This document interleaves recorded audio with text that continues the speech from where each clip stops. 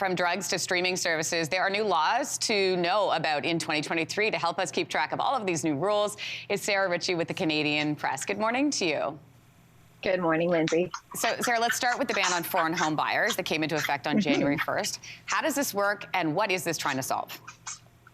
Okay, so it's trying to solve, obviously, the overheated markets in cities like Toronto and Vancouver, the bigger centers in Canada. And the attempt to ban foreign home buyers is to sort of make it so that Canadians are buying the homes. Housing Minister Ahmed Hussein has said multiple times that housing should be homes and it shouldn't be investment property. It shouldn't be something that people are making money off of. Canadians need places to live. So this is trying to tackle the whole housing crisis in Canada. But there are a lot of loopholes. So if you are, for instance, a foreign student studying in Canada, if you have a work permit, if you have permanent residency or a path to permanent residency, a refugee claim, all of this will exempt you from the foreign home buyer rules as well. Buying vacation property doesn't count. So there are a lot of loopholes and a lot of exemptions to this. We'll see, I guess, after 2 years, just what kind of an effect it may have on the housing market overall. We won't know for a little bit. I want to ask you about streaming services like Netflix and Amazon Prime. They might soon have to pay, or I should say play, by Canadian content rules. So Bill C-11 is being sent back to the House of Commons when it returns on January 31st. What can you tell us about that? Yeah, so this is the Liberal government's attempt to sort of bring the streaming services into the fold of the CanCon rules. So it's really bringing CanCon into the 21st century here. What they'd like to do is to make Netflix, Amazon, YouTube pay for production of Canadian content, just like the big broadcasters do here in Canada, and also to promote Canadian content on their streaming platforms. But there has been a lot of controversy about this. The platforms themselves don't really like being regulated in this way.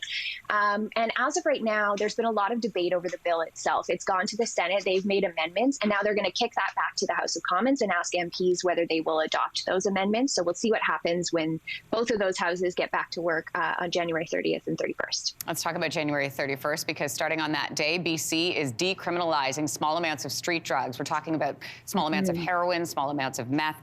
What is the hope here? Well, the hope is to tackle this overdose drug crisis that we've seen right across the country. And this has been particularly acute in British Columbia, which is why they've moved forward with this pilot project.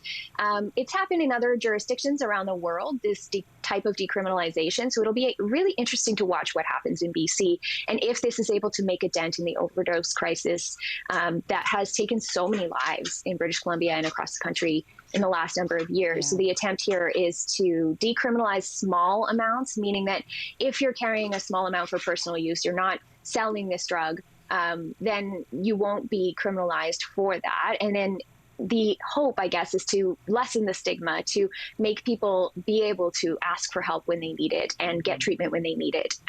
So as of right now, this isn't in effect. It'll go into effect on January 31st. And then Toronto is also eyeing this up. So they've asked the federal government for an exemption themselves to see if they could bring this into play or something like this into play in the city of Toronto. So that's something to watch for as well. We'll be watching that for sure. What other laws are you watching? Ooh, a couple of honorable mentions, I guess. So the minimum rate is going up for our CRA tax rules. So the basic personal amount goes up, which means all of the tax brackets have changed. So you will save a little bit of money. This is the government's attempt from the last budget to, counter inflation a little bit. But I mean, inflation has continued to rise since then. So we'll see how effective that actually is. We've talked about this. I know you've talked about this on the show. Yukon and Ontario pharmacists can now prescribe for certain ailments. This is kind of bringing them in line with other provinces. I know this was something that happened already in Saskatchewan when I lived there, for instance, years and years ago. So that's an interesting one. And then Bill C-21, this gun control bill that the Liberals are working on still. They're still trying to get support for it. This is going to be a really interesting debate in the House of Commons as the months go on in this spring sitting. Sarah, thanks for the preview. We appreciate it. Thanks so much, Lindsay. Hey, thanks for watching. If you liked this, be sure to subscribe here, or you can check out more Your Morning videos right here.